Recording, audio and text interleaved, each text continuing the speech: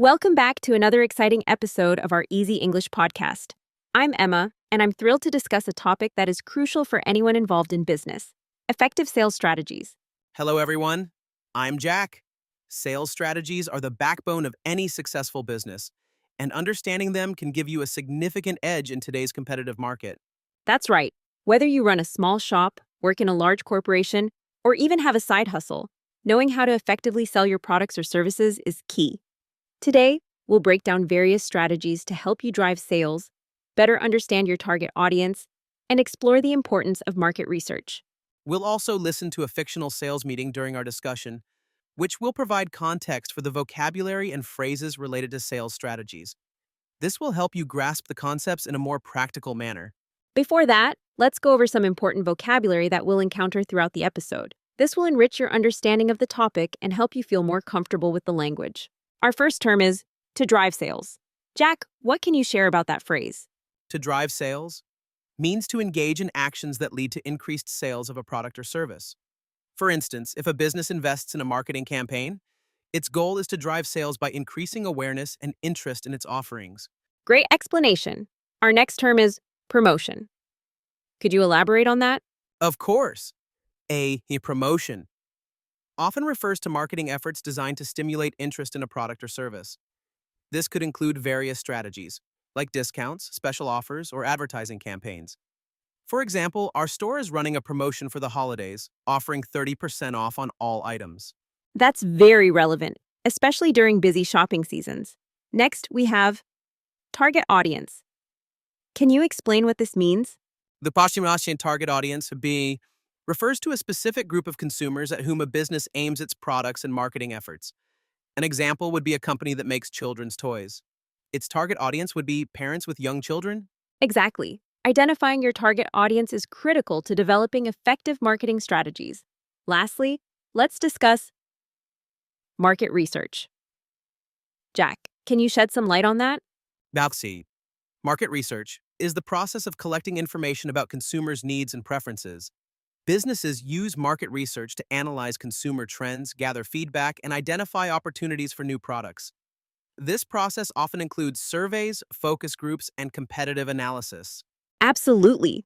Understanding your audience through market research can significantly impact how a business tailors its products and marketing strategies. Now that we have some essential vocabulary, let's dive deeper into effective sales strategies. These strategies can be categorized into different types, such as relationship-based, consultative, and transactional sales. That's correct. Let's start with IELTS relationship-based selling. This strategy focuses on building long-term relationships with customers rather than just making a quick sale. By understanding the needs and preferences of your customers, you can create a loyal customer base. Exactly. When you maintain strong relationships, customers are more likely to return for future purchases. This can be implemented through customer support, personalized communication, and continuous engagement even after the sale. Now, moving on to IELTS consultative selling. This approach emphasizes understanding the client's needs and offering tailored solutions. The salesperson acts more like a consultant who guides the customer through their buying journey. Right. In this scenario, the focus is not simply on closing the deal, but on ensuring that the customer feels their unique needs are addressed. This strategy often involves asking questions and actively listening to the customer's concerns. Lastly, there's transactional selling. This method focuses on making a sale as quickly and efficiently as possible, often using standard sales techniques. That's true. Transactional selling is usually employed for low-cost items where consumers already know what they want. It relies heavily on volume, selling as many units as possible, often through promotions or discounts. Understanding these different strategies allows businesses to approach sales in a way that best fits their product, target audience, and market situation. As we transition into our fictional sales meeting, keep in mind the vocabulary and concepts we've discussed so far. All right, team. Our sales figures for this quarter are below expectations, and we need to come up with effective strategies to drive sales. Any ideas? I think we should consider lowering our prices to remain competitive. Lowering prices? That's certainly one approach. Can anyone propose a more unique idea that aligns with our brand identity? How about launching a targeted promotion? A limited time offer could attract more customers and increase foot traffic in our stores. That's a solid suggestion, Natalie. Promotions can be highly effective if executed correctly. We could also create partnership opportunities with local businesses to cross-promote services. This could widen our reach and attract new customers. Interesting. Partnerships can definitely create win-win situations if done right. What else can we brainstorm? It's important we do our market research to understand what customers in our area are looking for right now. Tailoring our offerings to meet their needs can be a game changer. Absolutely. Understanding our target audience will guide all our decisions moving forward. Also, I think we should focus on building relationships with our current customers. A follow-up call or email after a purchase can go a long way in establishing loyalty. Excellent point, Roger. Customer retention is just as crucial as acquiring new customers. That fictional meeting highlighted several effective techniques for driving sales. What stood out to you, Jack? One key takeaway is how critical it is to have diverse ideas presented at a meeting. Each team member brought a different perspective, which allowed for a broader discussion on potential strategies. Absolutely. One person's suggestion about promotions was complemented by another's idea about partnerships. That synergy can lead to innovative solutions. Another important aspect was the emphasis on understanding the target audience through market research. It shows the necessity of being informed about customer preferences before making decisions.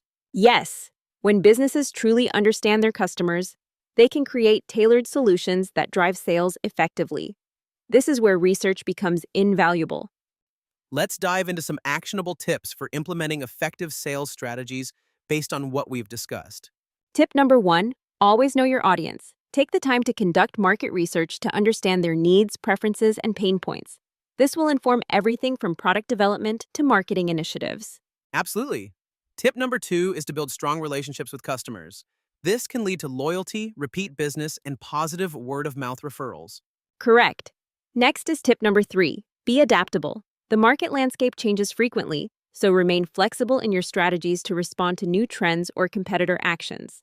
Precisely. Following that, tip number 4 is to track and assess your performance. Use sales data and customer feedback to evaluate what strategies are working and where you can improve. And finally, tip number 5 is to invest in training for your sales team.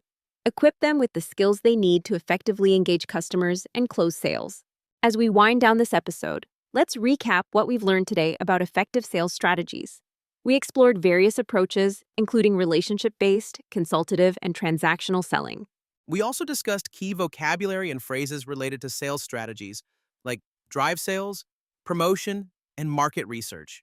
In addition, we highlighted actionable tips for successfully implementing those strategies in a real-world context. If you incorporate these strategies into your business practices, you can significantly enhance your chances of success. Thank you for joining us for today's Easy English podcast. We hope you found it informative and engaging. Don't forget to practice using the vocabulary and strategies in your own conversations. Absolutely, and feel free to share your experiences and insights with us. We love hearing from our listeners. Goodbye for now, and see you in the next episode. Yeah, see you.